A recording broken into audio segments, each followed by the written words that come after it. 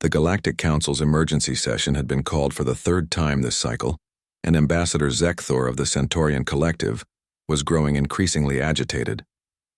His forearms gestured wildly as he addressed the assembly of alien dignitaries. "That damned human has done it again." Zekthor's translation device crackled with barely contained fury. "Alexander Chen has single-handedly disrupted another one of our carefully negotiated trade agreements." The assembled representatives from dozens of worlds murmured in their various languages. The Aquarian delegate's gills fluttered nervously, while the crystalline Vorthan emissary chimed softly in distress. "Perhaps," suggested Ambassador Nora Williams, the sole human representative present, "you could explain exactly what Alexander has done this time?" Her voice remained calm, though she already suspected what had transpired. Zekthor's compound eyes fixed on her with obvious disdain. "Your species' representative has convinced the mining colonies of Kepler 442b to reject our extraction proposal. He somehow persuaded them that they deserved a larger share of the profits from their own planet's resources." "The audacity!" Nora suppressed a smile. Alexander had a talent for finding loopholes in what the Galactic Council considered standard agreements, contracts that typically favored the established powers while leaving newer species with minimal compensation. "The Kepler colonies are a sovereign entity," Nora replied diplomatically. "They have the right to negotiate their own terms, not when it disrupts the established order." The Thrakari war chief, his scaled hide changing from blue to an angry crimson, slammed his fist on the debate podium. "For 3,000 years, the Council has maintained stability through our proven economic frameworks. Then your species joins and suddenly everything is chaos."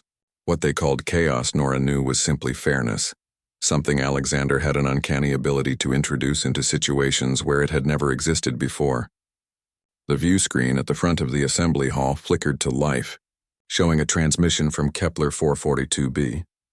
Alexander's familiar face appeared, his sandy hair disheveled and his clothes bearing the dust of the mining world. Behind him stood a group of Keplerian miners, their chitinous exoskeletons gleaming under the harsh industrial lights. "Greetings, Council," Alexander said, his tone respectfully casual in that uniquely human way. "I understand there's been some concern about our recent negotiations." "Concern?" Zekthor practically vibrated with indignation. "You've undermined centuries of established protocol."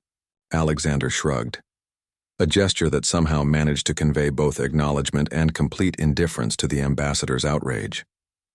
"I simply helped the Keplerians understand what they were signing. Turns out, when someone explains that they're entitled to 60% of the profits instead of 15% for resources extracted from their own world, they tend to prefer the better deal." The Aquarian delegate's gills flapped frantically. "But the infrastructure costs, the technological investment, the administrative overhead." "All of which," Alexander replied, pulling out a data pad, "according to your own economic projections, are recouped within the first 18 months of operation.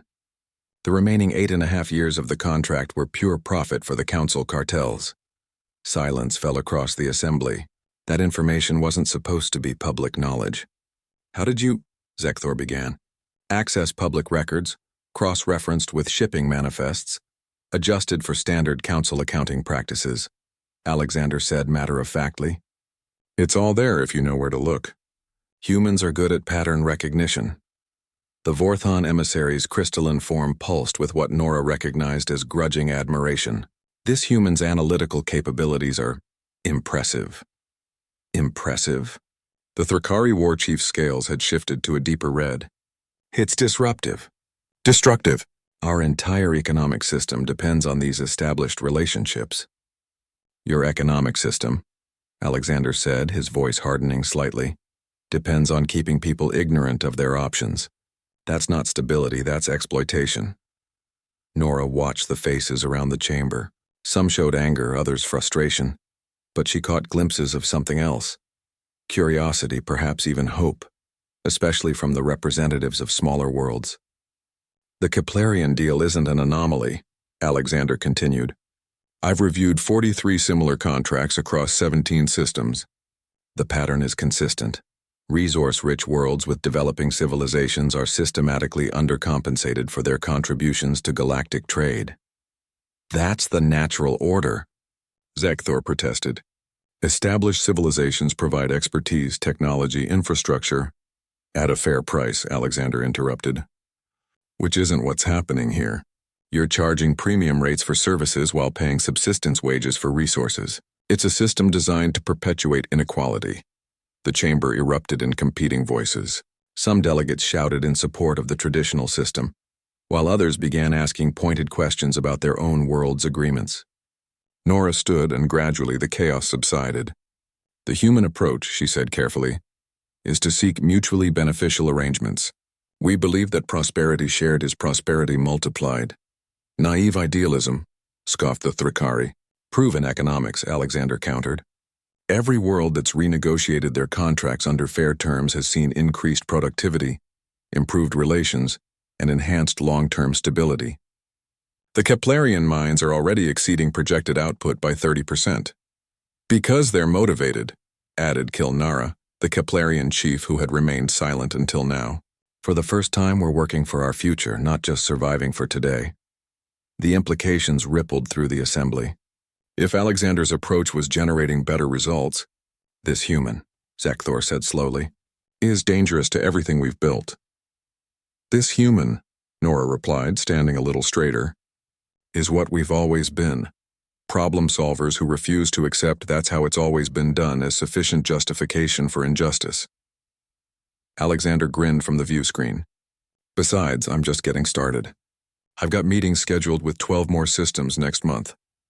The collective groan from the established powers was audible across 3 different atmospheric compositions. As the session adjourned in barely controlled chaos, Nora couldn't help but smile. That damned human was indeed living up to humanity's reputation, and changing the galaxy one fair deal at a time.